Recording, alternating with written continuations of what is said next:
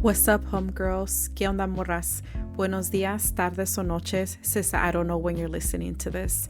I hope your day is going good, or at least better than yesterday. Welcome to Te Crees Muy Muy, the podcast para las homegirls who are healing, growing, and figuring life out, sin plan, con flow. I'm your host, aka your Chicana homegirl from Cali, Stephanie, and as always, muchísimas gracias for pressing play and hanging out with me. And your reminder of the day, morra, el tren no se fue, tú vales oro, no migajas. Agárrate las pestañas y vámonos. Now, let's get into it. What's up, homegirls? Welcome to episode 16 of the Crees Muy Muy podcast. I'm your host, Stephanie. Before I get started, I just want to say thank you to each of every one of you who follows me on TikTok. Over the weekend, I hit 1K. That's nuts, y'all. It's actually, llevo más de 1,000 followers. One of the main goals was to build a community, obviously, for First-Gen Latinas. And I think I'm very slowly doing that. And I'm so happy. And the other first small goal that I wanted to do was hit 1,000 followers because I'm able to add a link. Listen up. If you're looking for a job, I used to be a recruiter. I made a job hunting guide that has tips and tricks. I may not have all the answers, but I think I give pretty good information. You click on the link, scroll down just a tad bit, enter your first name and your email address, and you get a PDF downloaded to your email address. All right. I'll celebrate somehow. Me compro un pastelito or something. My life right now, well, I shouldn't say life because that sounds hella dramatic, but life is lifing for me right now. Since yesterday, I've had like a flare up that came out of nowhere again. So I'm just no me siento bien. So I'm trying to push through this episode. If after listening to this episode you're kind of like, esta morra habla mucho, whatever, it's not for you, I still appreciate your time. Go ahead and forward this to a homegirl or let another homegirl know about this podcast. Someone did make a comment that some of my content is a little Mexican coded, like too Chicana coded, not in a bad way or anything like that. Well, I am Mexican American, right? So it kind of tends to go that route. Also, too, that's part of the reason that I want First-Gen Latinas to follow me. So other cultures can chime in and be like, this is how we do it. And, like, for example, our country, etc. So we can like learn from each other and there's unity. Anyways, let me go ahead and get started. As a First-Gen Latina daughter, I think about privilege in a way that brings a lot of guilt, especially with the current state of the United States, a country that feels really divided and brings out the worst in some people. I see how ICE raids affect my community, and it's really sad because most of those people are hardworking members of our society. We used to say that having papers and speaking English was enough, but not with this administration, since they're targeting everyone from being brown people to Americans. I don't see ICE anywhere near me, y'all. So I have the privilege of not worrying in that same way. But also that brings guilt because then I ask myself, what are we doing to help our community? Is it more out of sight, out of mind? We have selective outrage in this country. We only truly care when something we personally care about is threatened or taken away. Then we take action. And in many ways, we can be selfish people. And of course, I'm including myself in that.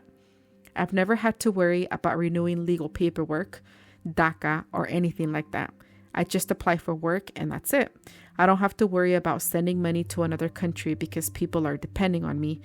I have the privilege of quitting my job because I just don't like it, mental health reasons.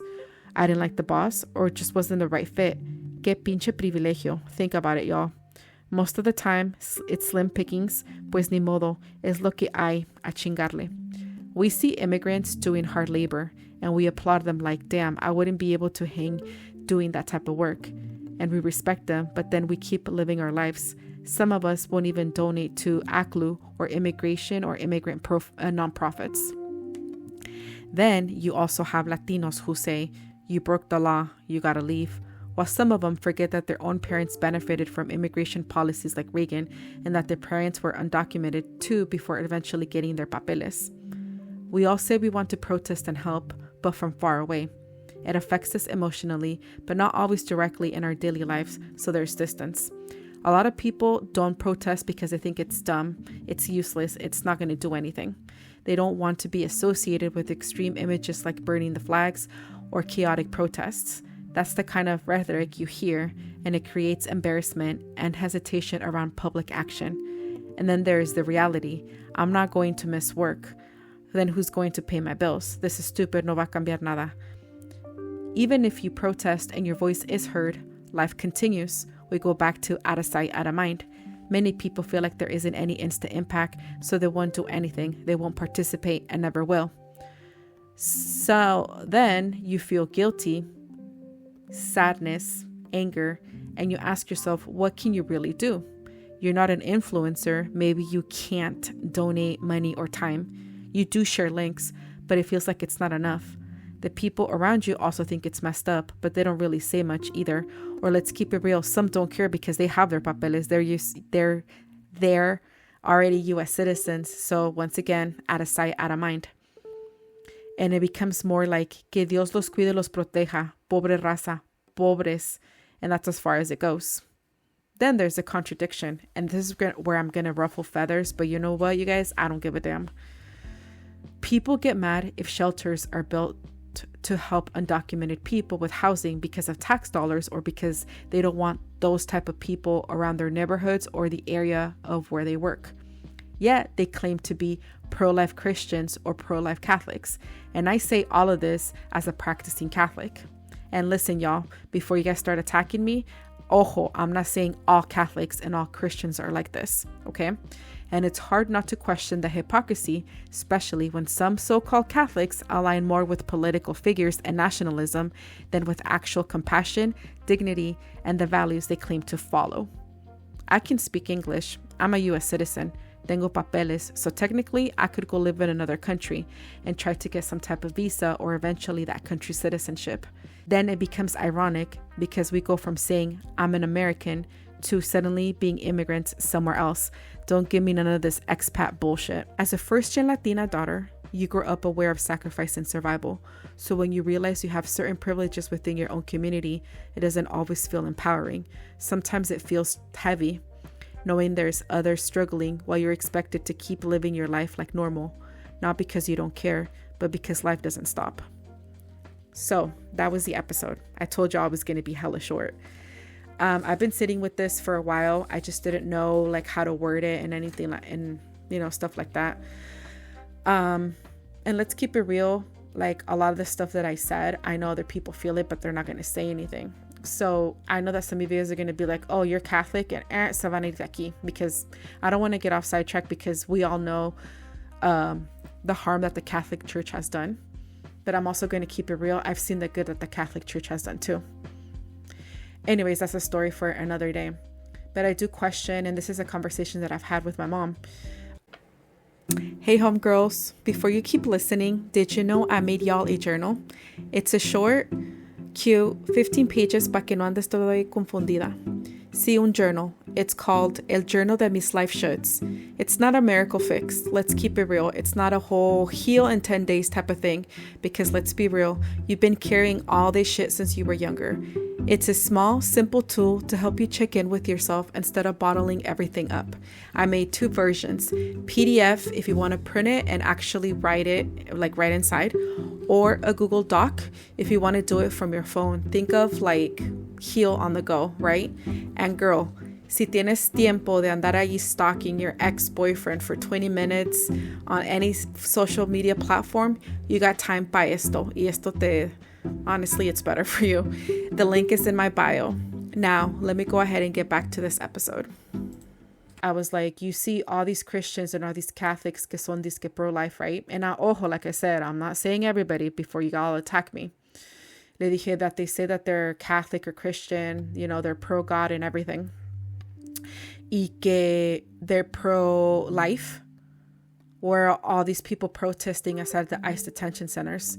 Y'all, I keep reading some crazy shit about how they're separating the women and the young ladies and the teenagers, I guess, in otras áreas away from the other people that are in ICE custody.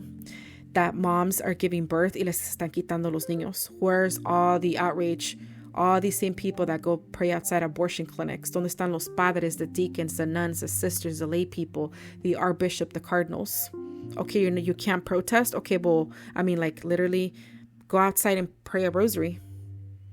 ¿Por qué no hacen eso? And I know some people are going to be like, oh, especially if you're not a believer, what's prayer going to do? I've seen the power of prayer, right? But that's why I'm saying selective outrage. And there's some Christians that are like far right, and even Catholics too, that are putting being an American, Donald Trump, a patriot, any order that you want, and God's coming in like fourth or fifth. You're supposed to love God above everything, right? Dios primero, and then the rest to follow. And let's keep it real, y'all. Muchos Latinos are expecting like white people to like step into and help, right? Sometimes, y'all, like, ya que I'm not saying that the protests are over, right? Pero sometimes when I'm driving home on 101, I see like viejitos, ya bien rucos, protesting like ICE out of our communities and a whole bunch of stuff. They're all white people. And let's keep it real though, on the other side of the coin too, a lot of the time, white people only care about immigration or start to get informed because two things happen. Either their daughter or their son fell in love with an immigrant, whether it's a Latino or some dude or girl from Europe, right? Se conocieron, they did it, they want to get married, and then all of a sudden they had no idea the immigration process was this long, que cuesta dinero, que abogados, que el papeleo, que esto, que el otro, the bureaucracy, right? Or unfortunately, and I don't want to stereotype, but this is the truth, an immigrant does commit a crime against them.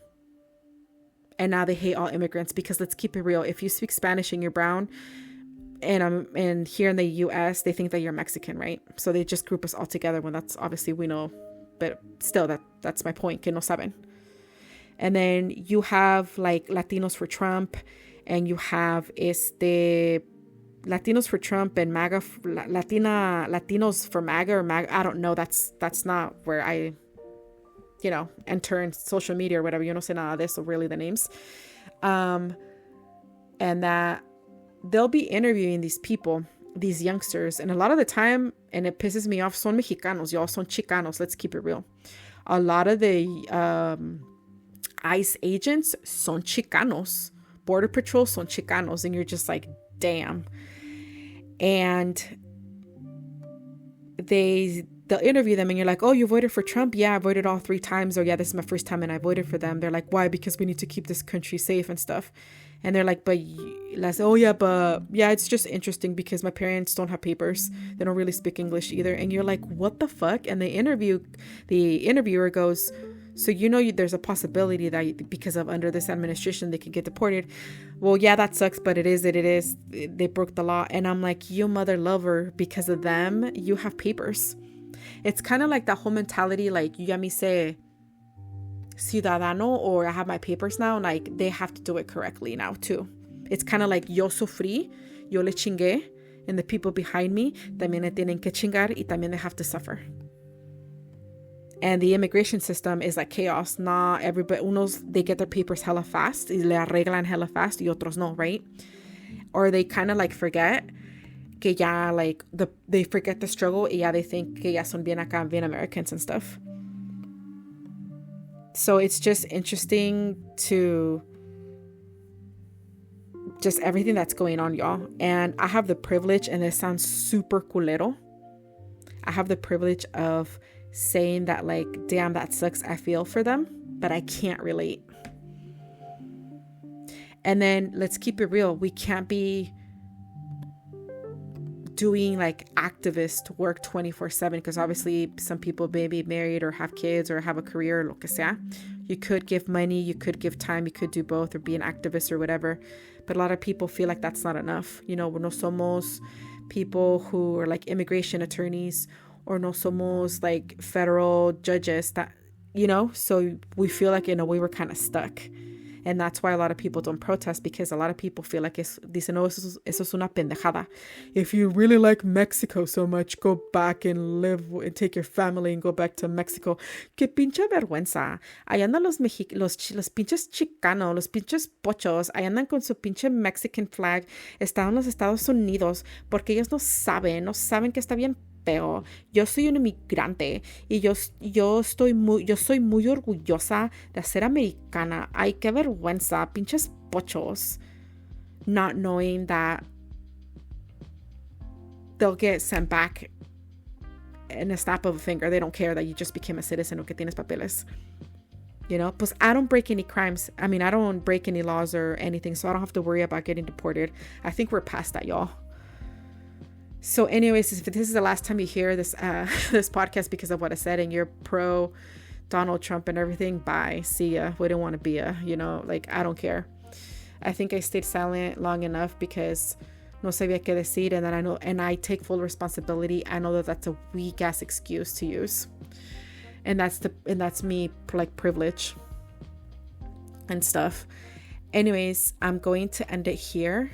Hopefully you guys like this episode. Don't forget to follow, comment, subscribe on YouTube or Spotify, and go check out the TikTok page. Remember, if you're looking for work, click on the bio, put your first name, email.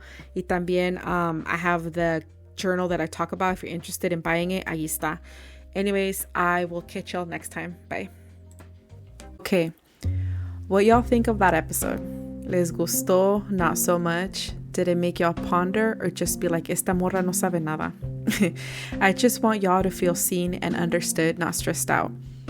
Anyways, I'll catch y'all on the next episode, and remember, if you always do what you've always done, you'll always get what you've always got, by Henry Ford.